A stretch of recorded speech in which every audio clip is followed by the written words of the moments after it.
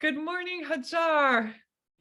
Good morning, Professor. It is so nice to see you. It's been a long time, and I am so glad that you have the time to talk today about your story. Thank you so much for being here. I'm going to begin with a short biography, give a little bit of background about you, and then we'll begin the interview. So you're originally from Kabul, Afghanistan, and you now live in Oakland, California. You moved to the United States in July of 2017. You speak Farsi or Dari and English. You began studying at Montgomery College in the spring of 2019. I was so lucky to have you in my class. And today you live with your husband in Oakland, and you work as a soccer coach and as the coordinator of a girls program with Soccer Without Borders. And I look forward to hearing about the work of Soccer Without Borders. You're majoring in community health at Montgomery College and taking remote classes. That's wonderful. I understand that you had the opportunity to live in Oahu, Hawaii last year and coach soccer. That must have been amazing. Look forward to hearing more about that experience. And I also understand that you're going to graduate with an associate degree from MC in the fall. And I know you don't have a lot of spare time, but in your spare time, I understand that you enjoy playing soccer, of course, hiking and exploring San Francisco and other parts of California. So that's wonderful. So let me just begin with a little introduction. Again, thank you so much for taking the time to tell your story. My name is Heather Bruce Satro. I teach an ELAP, English Language for Academic Purposes at Montgomery College. This project is called History in the Making, documenting stories of immigrant and refugee students at MC. The goal is to help others better understand the experiences of immigrants and refugees in Montgomery County, Maryland, and in other places. Telling your story will enable others to better understand the challenges that immigrants and refugees face and better appreciate the persistence of people in your community. And again, I'm so grateful for your participation. Today is March 30th, 2023. And could you please begin by telling me your full name and spelling it for me, please? Sure. Thank you, Professor, for giving me this chance to be part of this project. And my full name is Hajar Abulfazl, and spelled as Hajar, and my last name Abulfazl.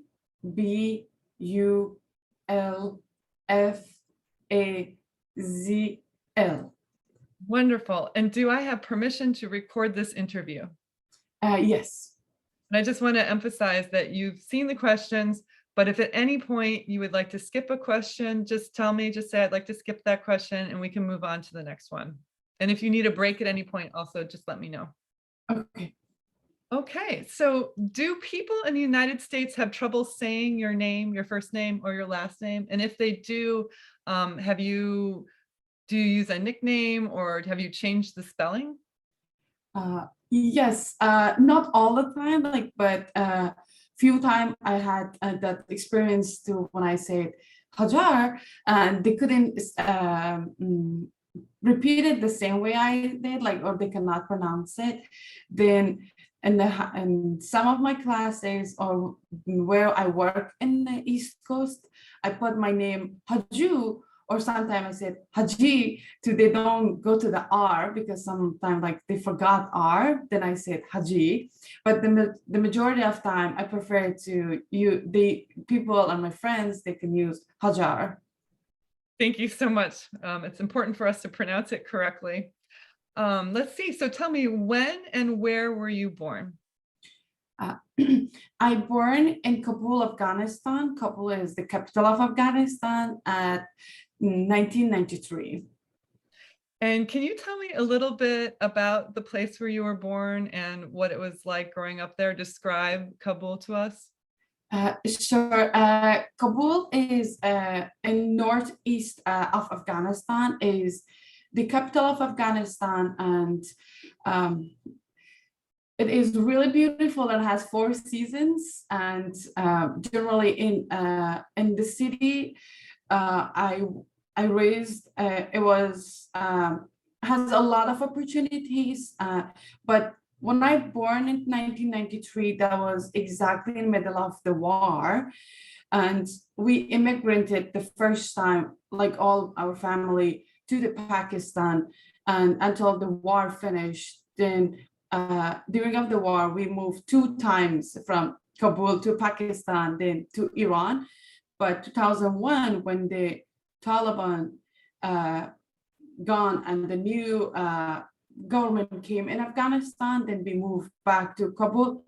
But that time, everything was destroyed by war, and it was not ready to we can go to school and continue our education, and everything was completely disaster for us, and we couldn't stay there. But again, we moved back to the Pakistan for a few years to get education until Afghanistan get ready to open schools and have teachers in the school and have students. Then we came back and I finished my high school in Kabul at a very golden time, I could say, like when we came back around 2004 or 5, it was everything was going to get better in the community, and all people was ready to rebuild Afghanistan. You grew up at a time of great change in your country. So I look forward to hearing more about your experience in this place and time. When you were growing up, can you tell me who was in your family, how many siblings you have? Tell me a little bit about your parents and your family group. Sure. When I grew up, my family is a big family, and I have 8 sisters, 4 brothers, and my mom and my dad. Totally, we are around like 13 people, and we live in the same house. And in Kabul, we had a huge house.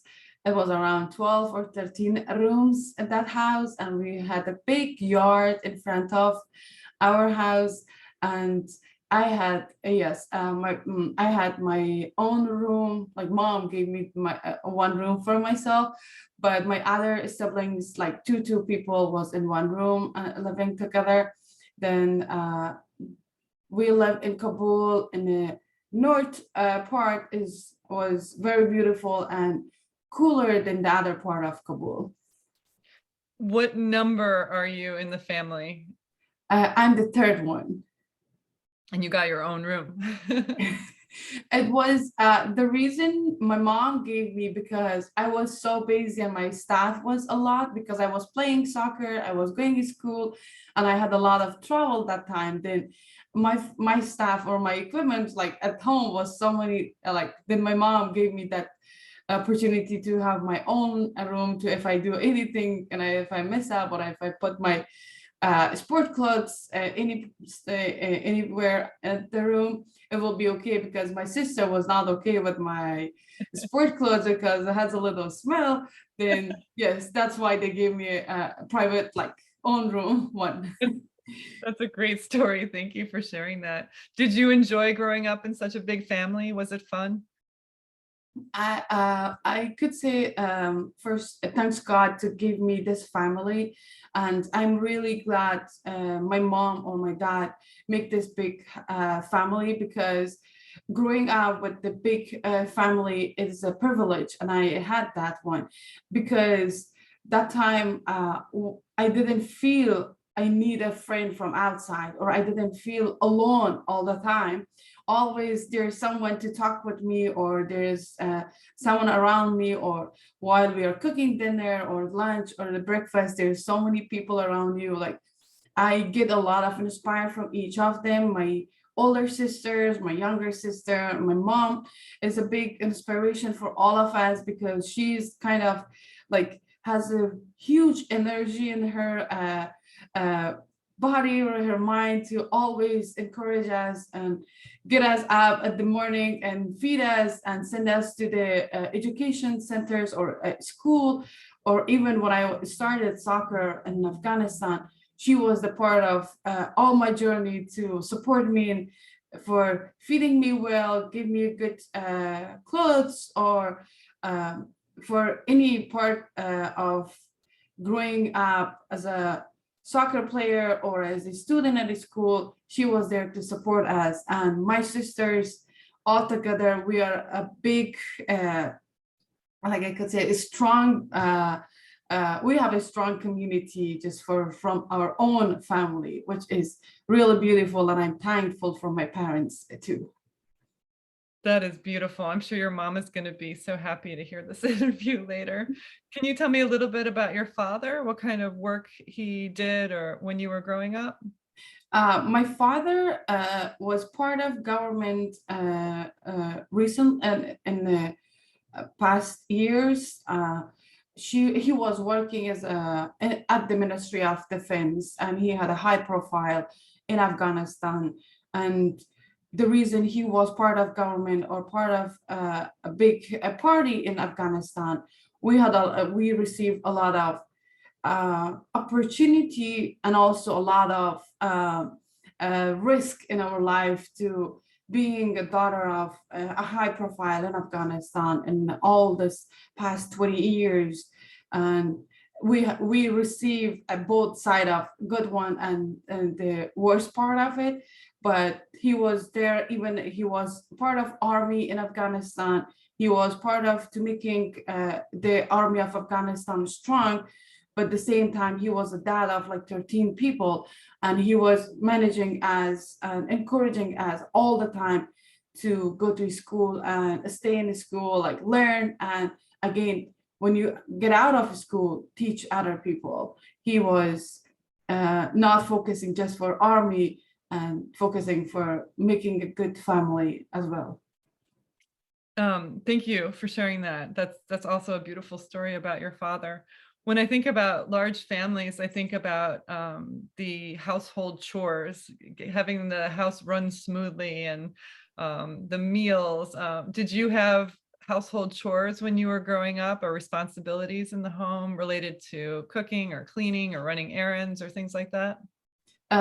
I could say like I remember the first time I cooked from my family. I was in the first grade and I cooked for all of them. And still I remember to how mature we were that time to we could go at the kitchen and cook for everybody and serve dinner for all our family. That time we were not a big family, we were like 5 people, my dad and my mom, like 7 people. Then we had always responsibility to clean home, wash the clothes, wash the dishes, cook for family. That's why like I feel like now I'm really good cook and I could cook anywhere I go. If I be alone, I could handle all the dishes, or I can cook a lot of different meals from Afghanistan, because all my sisters and I included, we had a schedule to what we have to do in at the week. Like they separate. My mom gave us the day to work. Like for example, we are 6 sisters, and they gave us Saturdays from Hajar, the Sundays from my other sister, Thursday, Fridays. It was divided for like 6 people to do all the stuff, like breakfast, lunch, dinner. And that sounds like a really important skill that you learned in terms of managing your time as well.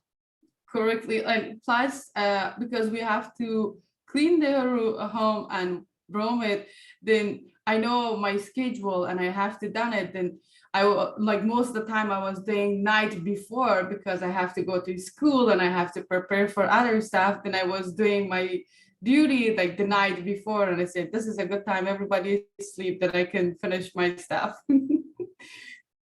Can you tell me about any memories you have about a holiday growing up? Were there important days that you celebrated? Do you have any memories to share about that?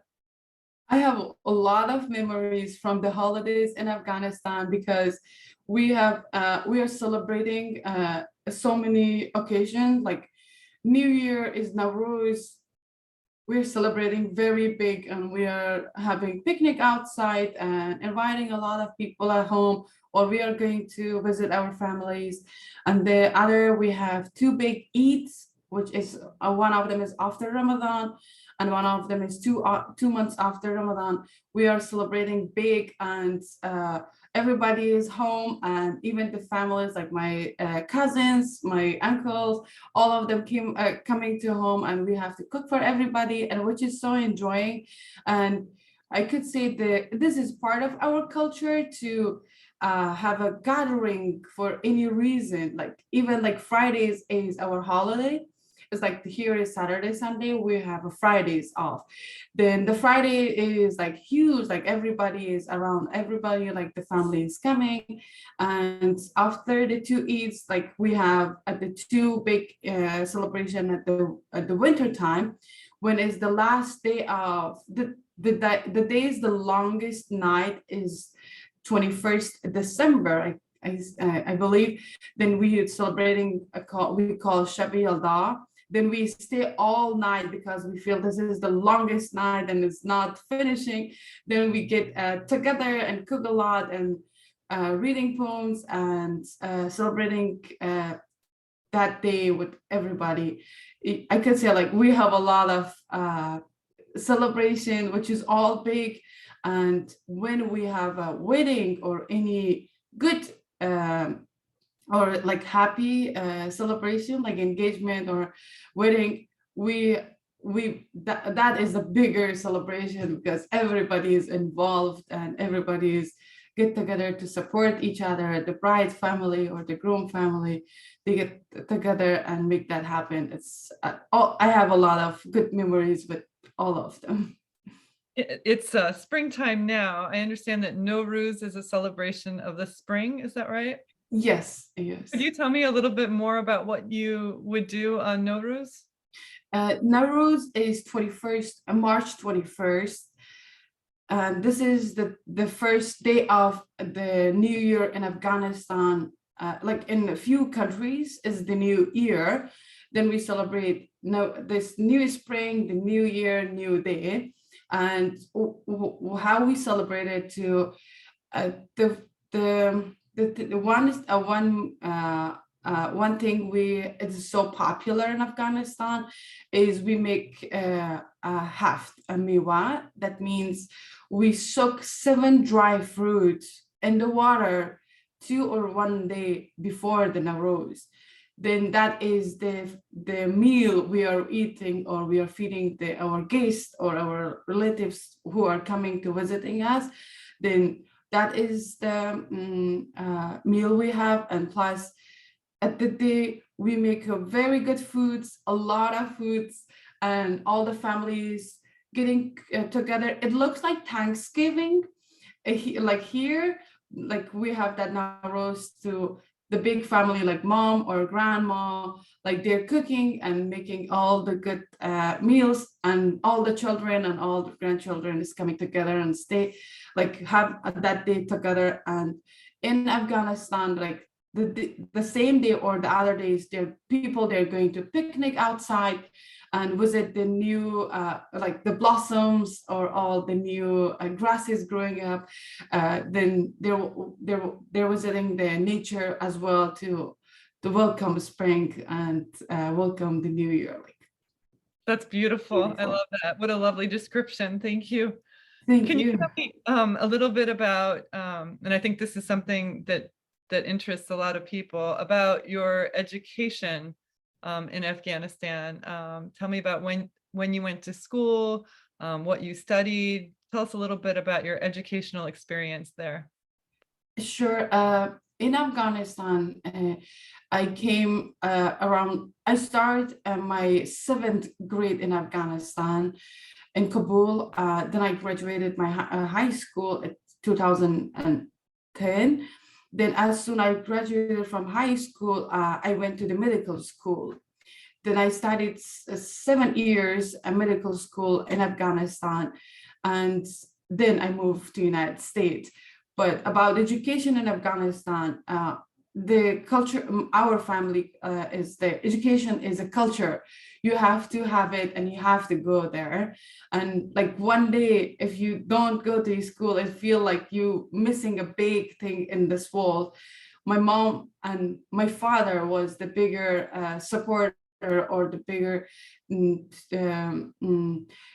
to not force us, but always motivate us and will always encourage us to go to the school, plus go to the education centers to learn some skills, learn English language, learn maths. And when we learn, and I was in the 11th grade, and my mom was like, because Friday is off day, and I was like in the morning, and she's saying, Hajar, now it's a free time. You can go to the mosque and teaching math to the other people that like my oldest sister, me, and my younger sister, three of us had experience to go to the mosque and invite all the people, the children in the mosque, because mosque has a big hall there.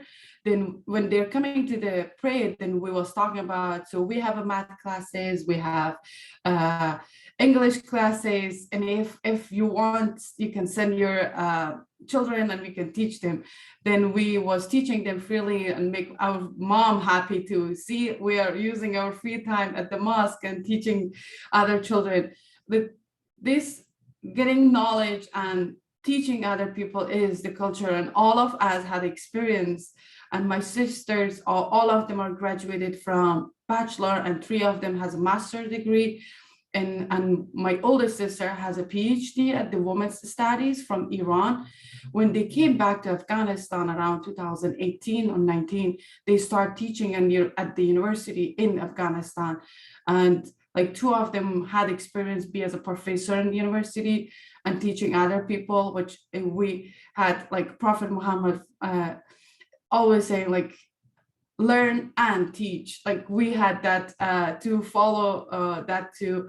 And my family encourage us and always support us for being in education center or being in around educating people and get education. Did you say, I just want to clarify, that you began school when you were 7 years old, or you began school in 7th grade? I started school at 5 years old, but Okay. because then when I started school, that I was in Iran. Then I studied 4th grade until 4th grade in Iran. Then we came back to Afghanistan, but then the education system was not ready. Then we moved back to Pakistan, and I studied 3 years there. Then I moved back to Afghanistan. In Afghanistan, I started at 7th grade.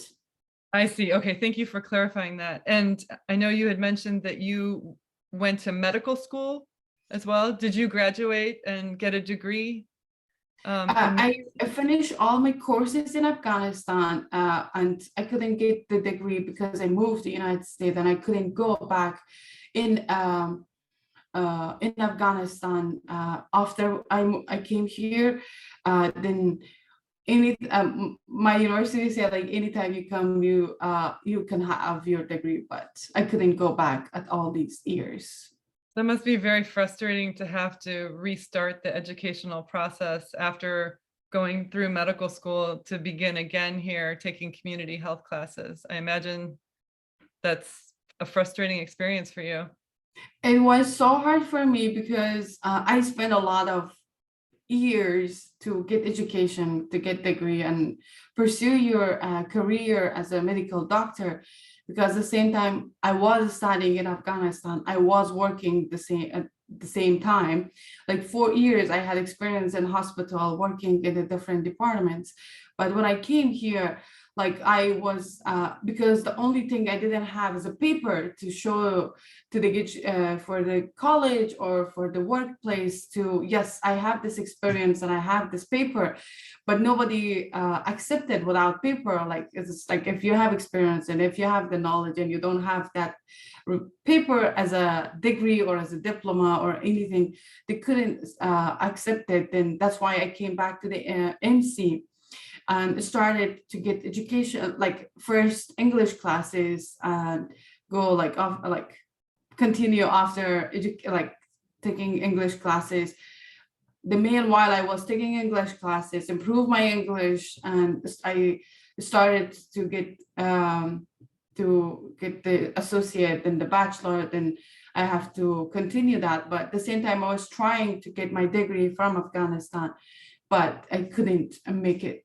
But it was so hard, and still I'm feeling like I wish I had the time to stay in Afghanistan, not I come to United States to I have my degree, then I came here, then I could evaluate it to some of a degree in United States. I heard before too, if you are in the other side of the world, and if you come to the Western or you come to the United States, your degree or your education is not equal to the education here, and you have to start it from the zero. But right now, after years, when I met a lot of people in a different kind of part of United States, I moved in 7 states in the United States, and I work for the 7 states in the United States. Right now, I feel it. I wish I had a good mentor, or I wish I had a better person, or not a better person. Like I could say, like I had a good mentor to they can show me how to go to the college and which classes you can take, to not wasting a lot of time for just taking these classes, which is not important for me, or not like direct me in a good way to I can finish my education. Plus, because it is not the feeling to we can give to the newcomers or to the refugee, you have to restart everything. Wait, there's nothing to restart, because you built something in your life, as education, as a work, as experience, all of them. You built something in your life in that country. Here is everything is ready. I feel it's easy to do something. It's not a big obstacle to go to school, because school is open and they're inviting you to come to school, and there is nobody to stop you or ban the school. And plus, after school is like smoothly you go to the college, smoothly you go to the next level of your education. And that's not a big deal. But when we are coming here, we have that experience which we struggle, or we challenged ourselves and our community to get education. But how it's possible to they can give that word, you have to restart. Now I'm meeting everybody, and now right now in the Soccer Without Borders in Oakland, I'm working with newcomers. All I want to do, tell them to, you don't need to restart. Just go find a good college or find a good mentor to can guide you better and guide you well to use that experience you have in Afghanistan or in any country you are, to put it here, add a little more certificates or more a little courses on the top of that, then you can graduate it faster. Then you have to restart again from the bottom, like from first grade. It is a little hard to accept it, but I have to go through all these years, and I found college myself, and I came to the college, and I asked how to I register for English classes. Then after that, I found myself in the college. If like I spent 2 years go around, and I couldn't find a college, but in 2019 I found it. Always I said, I wish I found it a year ago or 2 years ago, not wasting my time around. But make it short, sorry, make it short. Yes, I studied medical in Afghanistan, but hopefully I finished my associate, then I get my bachelor, because my goal is to get my master degree in public health and working as in the WHO and a bigger projects internationally. I hope that will happen for you soon. I know it's been a long journey for you, and probably very exhausting and frustrating at times. When things got really difficult for you and you were feeling frustrated, what helped you to keep going, to keep pursuing your education? What gave you the strength to do that? It is really hard for anybody like who are strong, who has a support from family, who have support from community. Anybody has a hard time, and I'm like also the normal girl in this country, and like I feel a lot of time alone, a lot of time there's no support for me, or there was no right words or not right people in front of me to tell me what is good in this country, or what is good way I can go and get experience, get knowledge. And how I always, my family encouraged me, and always when I go back to that country I came from, and the family I came from, when I see behind of my, like in the past, that always encouraged me. And I telling myself, Hajar, America is not another universe. This is the same earth. We are in the same earth, and everything is a little, the level is a little different, like the level of education, the level of the lifestyle. But we live in this world the same. We are eating the food the same, and we are growing up and we are breathing the same oxygen. It's not a lot of difference. Then, because I heard so many in the United States to make us, because as soon they understand you're a refugee, they want to treat you really low or feel like you're just start to live in this world. Come on, this is not the different world. We are coming from the same earth, it's but a little other part of this world.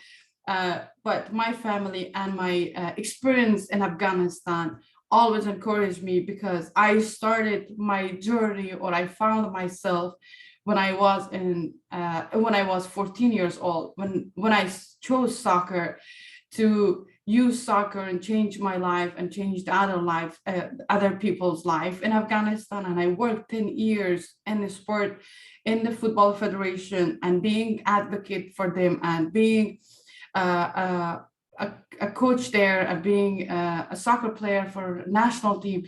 All these experience I had, it was not it was not receiving easily. I had a lot of challenge, first from my family to not let me to go to school playing soccer, my relatives and the community and football federation, all the main, or like the mail was there to stop girls to not playing soccer, or not pursuing to get better in this soccer, to get certificate, being coach, being referee. All these all those years were struggling in Afghanistan make or build a lot of strength in my for myself. Then when I came here, yes, I had a lot of challenges, or I had a lot of bad days, but the only things inspire me or motivate me was my journey, which I already started in Afghanistan. And I said, Hajar, you have done so many big stuff or big things in Afghanistan with less facilities, with less equipment, with less education. But here, there's a lot of opportunity, there's a lot of education centers, and there's a lot of up a level of the soccer, then you can make it, and you can do it better than before, or make it like, what's that? Go to the next level, or being the same way you were in Afghanistan. I'm so glad that you began speaking about soccer, and I'd really love for you to, if you can, go back to the beginning of your interest in soccer, how you discovered soccer, how old you were, and what attracted you to the sport of soccer. Can you talk a little bit about the beginnings of your interests? Sure. I was in the middle school, 14 years old. Like that time, it was during of the war, still like the war was not finished, and there's a lot of chaos in Afghanistan and all these years. But the same times, because all the Afghan people, they think like, because before that was like four decades of war, and all the people stay at home, or they didn't do a lot of activities outside, like women wasn't in leadership or not in a lot in the community. Then everybody is saying like the girls should stay home, like women belong at home, they're not belong to society, they're not belong to part of the making the government. And that was so hurting me, or it was so painful for me to first of all, why I am a female. Then day by day I realized I'm proud of being a woman, I'm very happy being a woman here, but the people cannot tell me or stop me for being a woman and stay at home. Then I have to change this vision and these words they're using. That's why I found soccer to show the ability, show the power of the woman, to they can do anything they want. And there is nothing in this world to make it limited for female or male. It is everything is here for everybody to what they want to do. That's why soccer, when I started soccer, I had a little challenge with my relatives because they weren't ready to accept a girls with that uniform and playing football. But I had support from my family. My dad was supportive, my mom was supportive, and my siblings, which is the big power I had. But that's why I could fought with the community, with the people who was standing to stop me. But I could continue and practice in a few years. Then the goal was to select it for national team. Then a few years practicing, I got selected in Afghanistan women's national team. And the better journey or beautiful journey started with then being a national team and traveling like over the world. And I visited so many countries and I visited a lot of cultures. Then I came back, when I was coming back to Afghanistan, I could use all those knowledge or experience I received from different countries with different how they practice, how they build their federation. Then I started working for Football Federation in 2012. Then the women committee I was in charge of the women committee. Then I built a lot of good events or programs for girls in the Football Federation, because the time we started soccer was like few clubs and few girls to play soccer. But after a while, I was working at Football Federation. One day, I counted the registration. It was 5,000 football players in our office. Like that 5,000 was from all Afghanistan.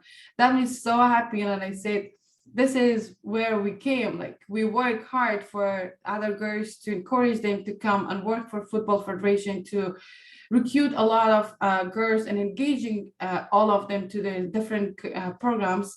And we built a very good community in the Football Federation. And even we had a lot of struggles in the community, but family was supportive, but there's so many other peoples to come and support us. Then I was watching to people, the dad was taking their daughters to the Football Federation to want to register. And I heard so many times the people wants to be a football player, and some dad was like commenting me on the social media, my daughter wants to be like Hajar, and how she can start it, how she can be like Hajar. Those memories I have from soccer, and we work a lot for soccer in Afghanistan to make it a common activities in Afghanistan, and everybody loves soccer, and they send their girls to play soccer, because the only reason I use soccer, it was to change the vision of the men to girls are belong to home. Girls are not belong to home. When you first started playing soccer, you said you were 14 years old, is that right? Yes, I was around. Was that offered through your school, or was that a program that was run by a sports organization? Who organized the soccer when you first started? Very good question. I started playing soccer at the school because there was a teacher over there.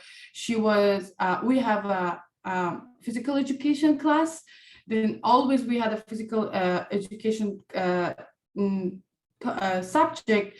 She was giving a ball like basketball or any balls to just we have to run or practice.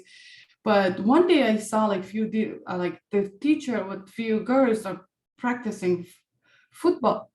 Then I joined that small group. Then she realized too there's a lot of football fans. Then she joined like she asked so many girls, and we make it a group of a good team. Then we register for the Football Federation. Then we joined the tournament in the Football Federation, and we had a tournament like for Football Federation, and also between the middle school and then high school tournaments. And eventually you became part of the national team, the national women's team in Afghanistan. Is that right?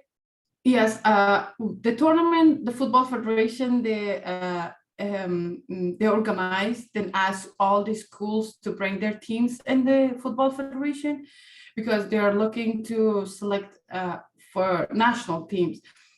Then we participate to that tournament. Then they select me from during of the game from that tournament, and then I started as a national team player in 2009. And did that give you opportunities to then travel to other countries as a member of that team? Yes, being part of the national team opened a lot of opportunities for me. I could travel, I could practice more in the Football Federation. We had more equipments, we have more facilities, professional coaches, and we could travel and get training outside of United States and come back and participate in the international competitions. And even we travel to United States in the training camp in California, and we could travel to Germany only for training and participate in some Asia countries for competition. Yes, it was really good time and really good opportunities for me to visit different countries and learn the culture and come back to Afghanistan and teach other girls. And around 2013, 14 was the time I'm coaching or I'm teaching other girls, like what I received these years. That time was I was sending or sharing with my new generation in Football Federation. To get to the level of play, to your athletic level, requires an enormous amount of training. Can you talk a little bit about the kind of training that you went through? How did you get to be so good at what you do? In Afghanistan, that time we didn't have a outside gym, or the school wasn't really, it was not really good field to practice. But when you go to the national team, we had a better field, we had a better equipment, the coach was there to coaching us every day. But if we had a tournament, we was practicing every single day. Sometimes we had it 2 times a day, like in the morning and evening, we had a practicing in the Football Federation. That built a lot of strength for us and make us a better player, different with the other players who are practicing in the school, because there's a lot of different levels. Then that gave us a lot of good experience, and we could get better and better. And all these travels in the different countries, that gave us also good experience to get better in soccer and playing better. So you're practicing 2 times a day, you're also going to school, and you have family responsibilities. It sounds like you learned a lot about discipline. That time was like, I say, like my schedule is full because there was not time to I can visit my families, or my family was visiting the other my relatives. Then I didn't have time to go join their celebration or join their parties, because it was like too late. When I came back from soccer, I was so tired, I just need a rest. That time was my schedule, my day was full, because going to school in the morning, and then after that we go direct to the Football Federation, have practice, then come back to home. Sometimes my shift was that day, and as soon as I came home and I have to change it, and I start cooking dinner for family. When people said to you, oh, girls or women should not play soccer, how did you respond to that? How did you handle that kind of criticism? That time was so hard, but I was so strong, or I could say like I was so direct. I didn't feel any or I haven't experienced to anyone has come to direct it to me and stop me, only my relatives, because when they came to home, they could say and direct tell me what is the question I received was like, what is the benefit of being soccer player, or what is the future of this? And okay, now you go to soccer, what is next? What how you do? The harsh things I received was like, Hajar, you must stop soccer because in the future you cannot find husband first. If you find husband, how you will tell your sons about soccer? Like, yes, who is your mom? My mom is football player. Like, how you feel? Like, if your son shame on your activities in the past or being ashamed for your generation, those are these words was so hard for me to hear, but they want to use these very bad words or harsh words to stop me, but they didn't know like these words is not working on me to stop me. But I didn't have experience to people from outside tell me anything, because we had this because my father was in the government, we had a security, and we like the car was exactly off like outside of the home. We get in the car and they drop us to the school, drop us to the soccer field, and they're picking us up. Like, I haven't had experience to go use the like public transportation or be in the public or walking in the streets to people realize, oh, Hajar is she is a soccer players, or they attacked me or they talk with me directly. I didn't have that experience because always I was in the car and nobody was. I hadn't have interact with the connect with people, but only places I see people was school, university, and football federation or outside of Afghanistan. I read in some of the articles about you, about your decision to cover your hair while you play soccer. Can you talk a little bit about your reason for that? The reason for is like we're Muslim, plus like this is the culture we have in Afghanistan, and I grew up with the same culture to have a scarf or cover all your body and your head. Then when it started soccer, the two things my family provided to, I have to keep the value of the culture and the value of the religion. You cannot go beyond, or you cannot be opposite of what we have in our culture. And that's why like always I had, and I was happy to accept it to, yes, I could keep the value of the the value of the culture and value of the religion. Then that's why always I had my head was covered at the practice or in the international communities. Anywhere I went, I covered, and I that was my choice, and I was happy to cover it. But during of my work in Afghanistan Football Federation, that was my journey to have all the culture with me, the value of the Muslim girls with me, because I was talking with my people in Afghanistan and I was asking their daughters to send to the Football Federation, and I was encouraging to, yes, this is a safe place and this is a home, this is a place you can grow and earn experience. Then I couldn't act opposite and they couldn't accept it. That's why always I give them a better vision, the same culture they want to. I could have more girls in the community or in our football federations to have more girls. The other reason what I was thinking was I have to be part of the community, then you have to act the same culture or the same community you are. And I think symbolically it's important too, because girls and women could see you playing very well, and yet wearing modest dress. It seems like symbolically that was important in some ways. Is that right?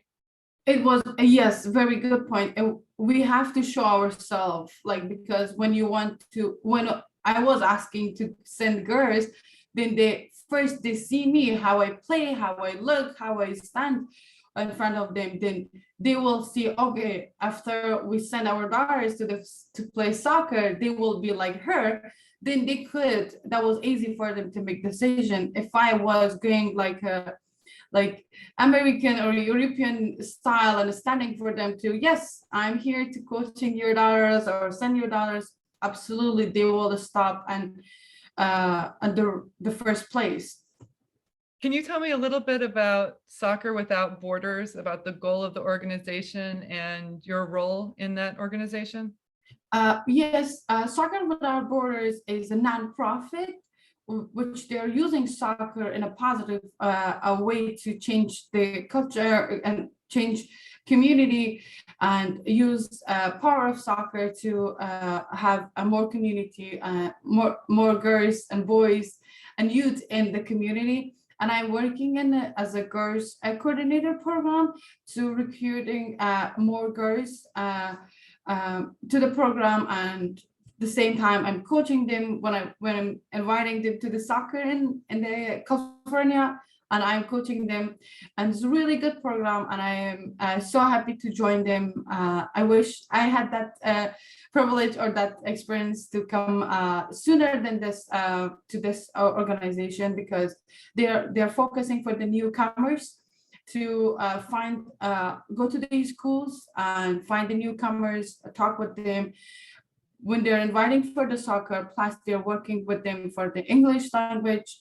They're working being as a mentor if they need a psychologist or they need a mental health, and they're providing for them. Like we are as a coach, we are working for different area for with them. Even we were checking their grades in the school, and if they have any weaknesses in some classes, then we are going to talk with their teachers to work with them more. Or even if we know, like we will put our time to talk with them and teach them or help them to grow, not only in the soccer, also in the school, because all the newcomers is coming and they don't know English. Then we So are are you there to, working with immigrants and refugees in Oakland through this program? yes, like the school I have targeting, and I am based is at Oakland International High School, and all the school is the newcomers, and there is a refugee from Afghanistan, from Yemen, from Middle East, from South America, from even from Ukraine. We have a lot of refugee from any part of this world and this community. Then we have different coaches which they know different languages. Then if they know that language, is because they can communicate easily and they can understand each other easy. Then yes, we are there to, if I'm trying to learn Spanish, because there's a lot of students in Spanish speakers, and I'm trying to get more to know, to I can talk with them and understand them in the soccer field and outside of the field too. Sounds like you're doing really important work with newcomers in the Oakland area. I think it's wonderful that you can use your experience, the challenges that you had, then to help others who are coming. I think that's a really beautiful part of your story. So yes. Could you tell us a little bit about the situation for girls and women in Afghanistan now? Right now it is very, like it is, what word I can use it, like we couldn't imagine we will be facing this scenario right now in Afghanistan.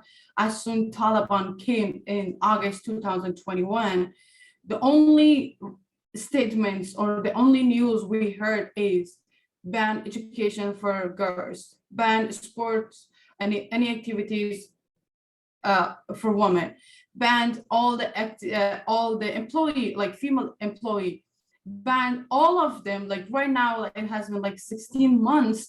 Like they shut down all the women activities, any school in higher education or even in the workplace. They don't want to see any female or woman in the outside of home, and they don't want to see any girls or any woman be part of the government, be part of education system.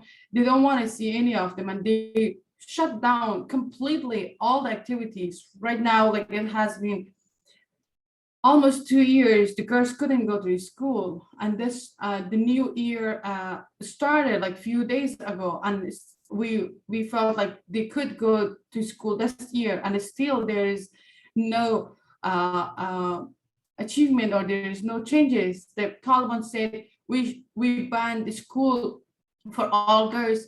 We will change it in the future very soon, but I have not heard any changes on that statement, and it's day by day getting worse and worse, and we are receiving the worst news from the Afghanistan, because if you shut down the school for girls, like how you can have a future in that country, and how we can have a future for an Afghanistan to build and have a doctor, an engineer, teacher. And this the worst, the other part, like if they want to girls to stay home, who will treat their moms, or who will treat their daughters in the future if you not let the girls to go to school? How they can become a doctor, how they can become a teacher.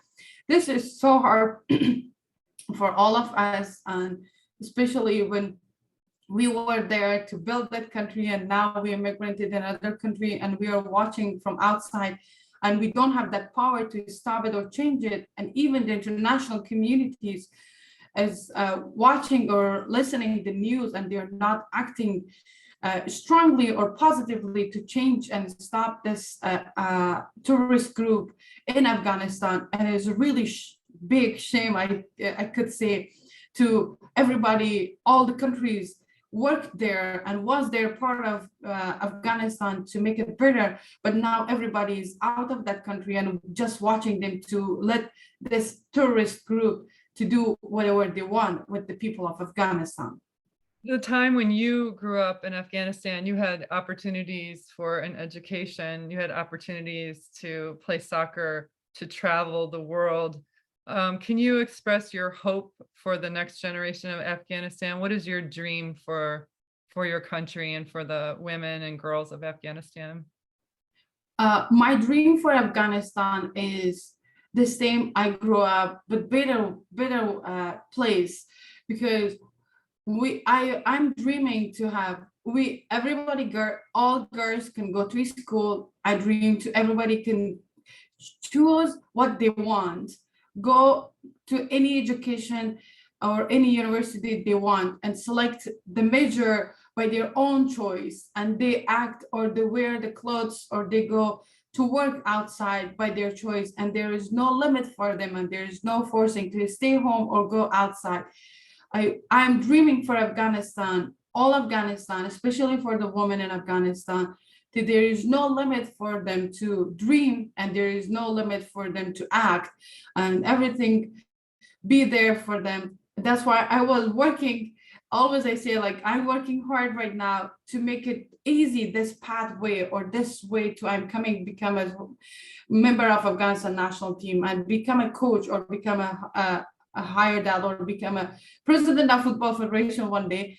Then I want to make this way is easy for the next generation, which is coming after me. I don't want to this generation is like before me to have same experience and the same challenges or the same struggle I don't want the next generation come and have the same experience. I want to have them easy life they can build new things, they innovate new stuff in this world and serve in a better community and country.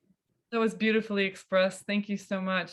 Our hour is up, but I have one last question for you today. How do you feel about telling your story today? What emotions are you experiencing right now? Thank you for asking that. I feel proud. I feel happy. I feel I feel mad. I feel mad, not for myself or not for my people. I'm mad for the international community. They went to Afghanistan and just still leave everything alone there and left us behind. And now we are facing this way. Honestly, we in this 20 years, 2001 to 2021, everybody in Afghanistan, girls and boys, women and men, all of them was ready to rebuild Afghanistan in education level, in the government level, in leadership, in the business, on any area you see, like everybody was trying to get involved and rebuild and make it better.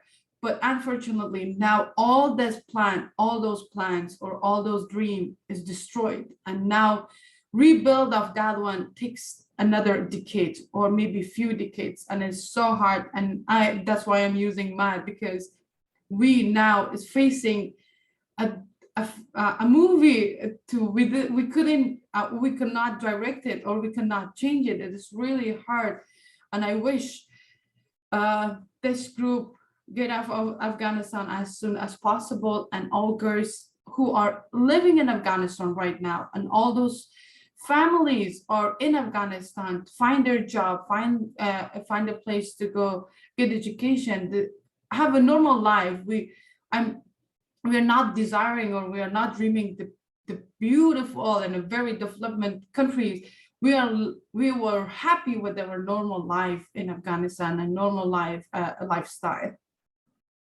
Thank you so much for expressing that. I hope that as well for you and for the future of your country. Our time is up right now, but I look forward to talking with you again. I'm going to stop the recording, but before I do, one last time, thank you so much for taking the time to tell your story today. I really appreciate it. Sure, thank you so much for your time.